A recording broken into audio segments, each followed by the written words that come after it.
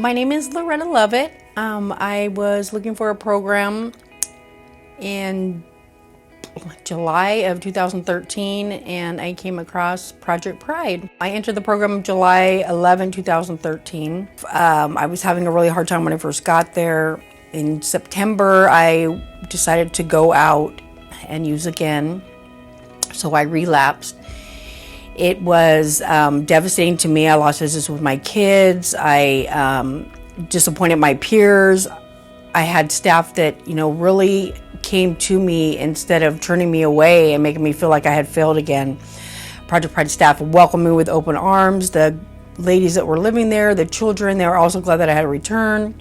I suffered with low self-esteem. I started using when I was like 15.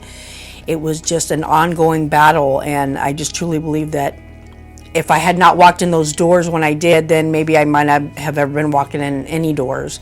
So I'll always be grateful for all the staff and all the support I got, even when I did let them down and let myself down by relapsing. My name is Zachary Bowen. So I just started last week my Master's in Social Welfare program at the University of California at Berkeley.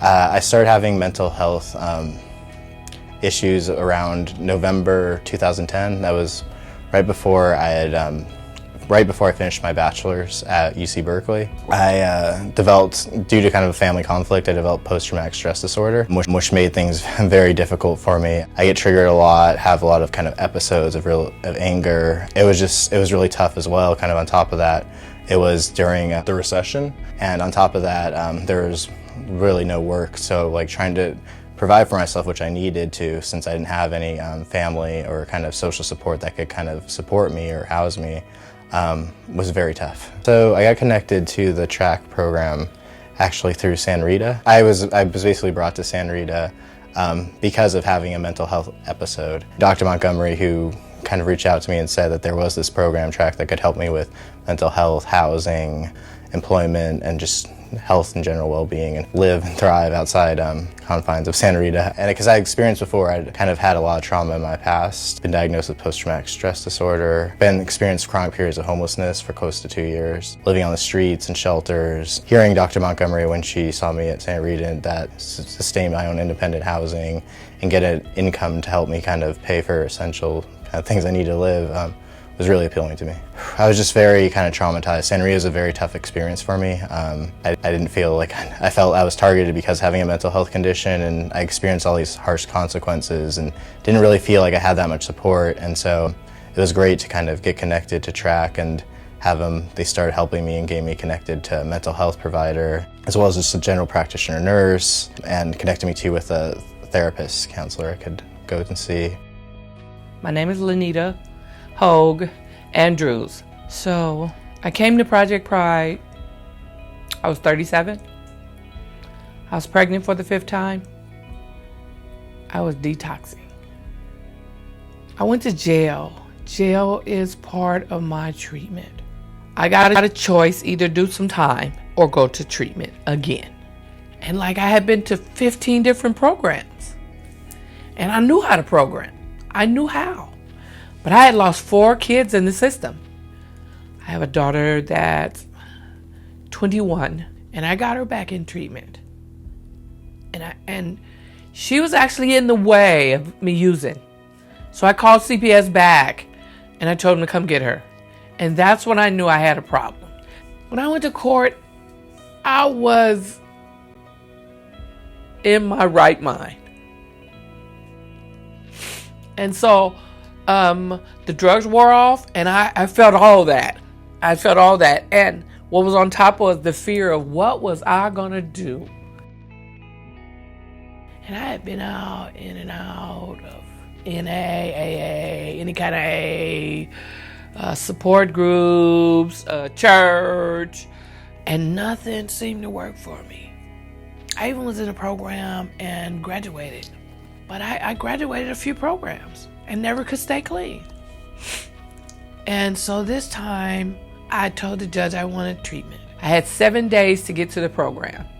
Nobody came and picked me up, which was odd. But the sixth day at midnight, I went around and I rang the doorbell then, and she immediately told me that, Lenita, if you don't do this program, this is going to be another unsolved chapter in your life or something like that. And I heard that loud and clear, and I was like, oh my God, she's right. And I was angry. Before I knew it, 3 months had passed. 6 months had passed. 9 months had passed, and I had this little boy, and I named him Elijah.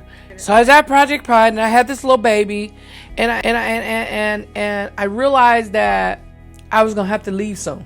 I wasn't CPS mandated because by the time I had him, I was clean. And so I wanted, because God, my God, and Project Pride allowed me to live there and grow, I thought it was only my responsibility to take care of this baby, since I didn't take care of the rest of them. As soon as I moved out, I started back college. And I was this girl bursting with all this attitude. And in 2007, I received my associate's degree in community social services with a substance abuse emphasis. I hadn't graduated since kindergarten.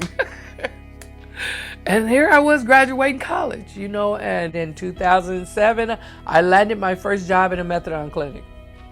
And I've been there ever since.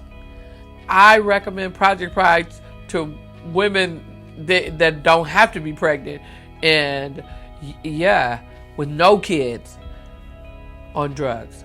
I would. I have recommended a whole lot of women there. So I hope when I get my master's in social welfare and community mental health that I'll be able to work at a place like East Bay Community Recovery Project, or even at East Bay Community Recovery Project, with other partners who have experienced difficulties with homelessness and mental health troubles that I did, and help them to get some stability and actually achieve some fulfillment in their life. It's incredible.